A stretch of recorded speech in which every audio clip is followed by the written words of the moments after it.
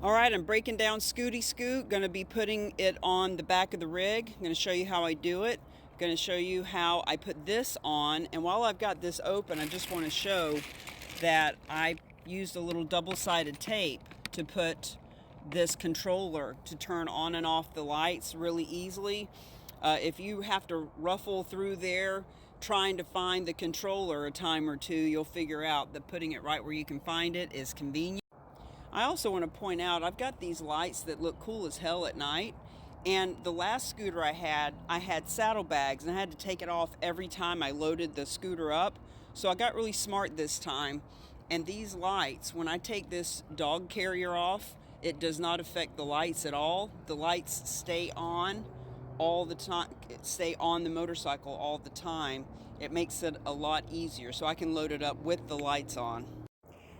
I put these rip ties on. It gives it a little more strength, and God forbid if one of the screws comes out, this would help to hold it on. I've never had the screw come out with the dog in it. I'm always checking it, but we're gonna cut these things first of all.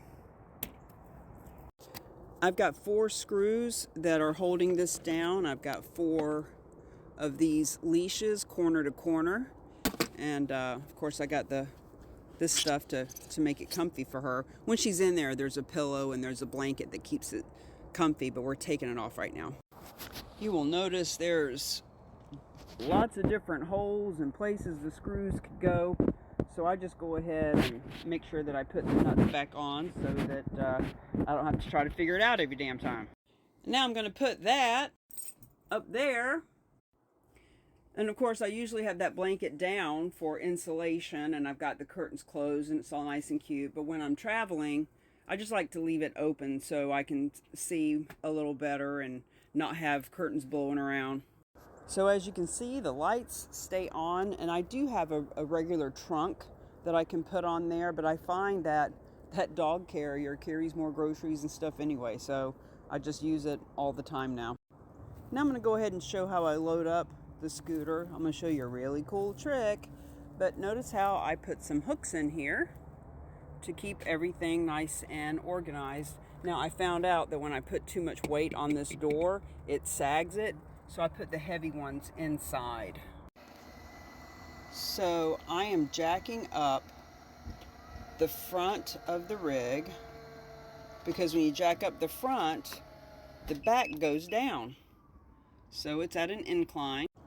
So you might be able to notice now that this is down a good 6-8 inches, and this is actually touching the ground now where it wasn't before. Sometimes the tires actually come right off the ground, but you can kind of see that the back is down lower.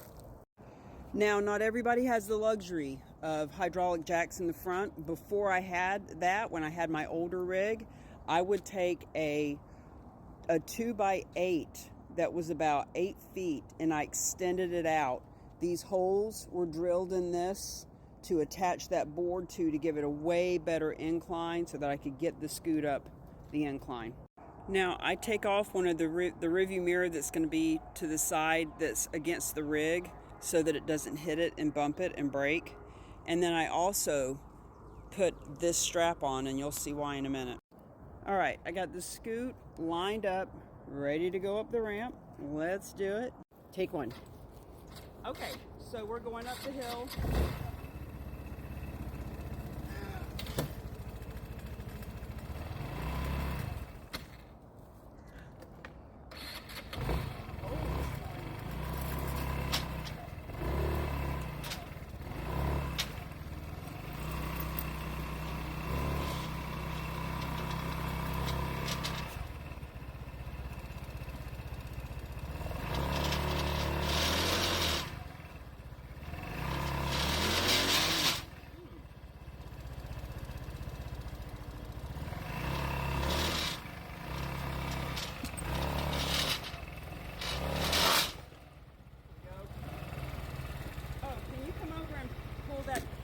Pull that down.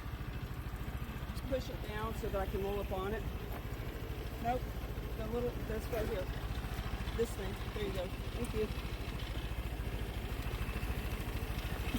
There you go. That was stupid.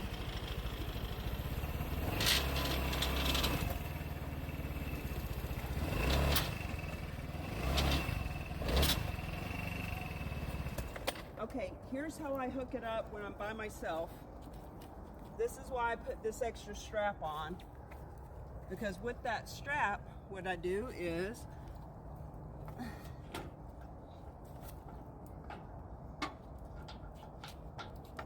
I can hook it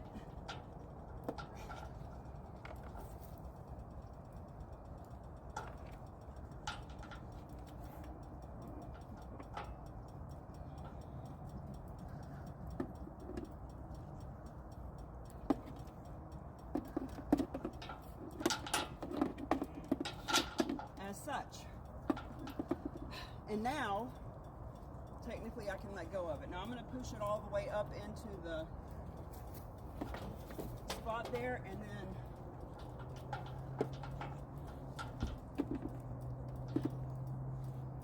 I can let go. Okay, just stop it. Okay, so here's what I want to do. I want to show you that I'm going to put all these on. See, I've already got these all hooked up. Gotcha. So when I put them on, it's just already set up. This is how I do it by myself. Now, I haven't put it on in about 4 months because of the way I've been going back and forth between parks. So I had a little bit of a glitch there, but that's how I do it by myself. I'll show you what it looks like when I'm... Okay, so now that I've got it tied up, I love these pull straps. They're a little bit different than the ratchet ones. These are way more sturdy. I had a guy turn me onto these. And then, God forbid this thing breaks, I tie it up so that they're kind of stuck there. So I've got one in each of the 4 corners of the bike. And those 4 will hold it just perfect. I just get paranoid, what if one of them breaks? So I throw on a couple of extra straps right over the heavy part and right around the base. More just to make me feel better about everything. They wouldn't really help a whole lot, but it makes me feel better that they're on there. And then I'm going to put the cover on. All right, so I've covered it with the cover and I strapped that down, and we're ready to rock and roll. Now, watch this. Okay, notice how high it is now. All right, so now I'm going to retract.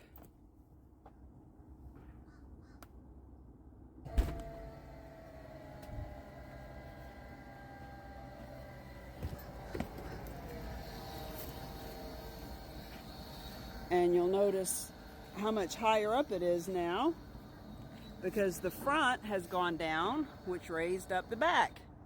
So that's the fancy hydraulic lift that you do not need. It's just a handy extra feature.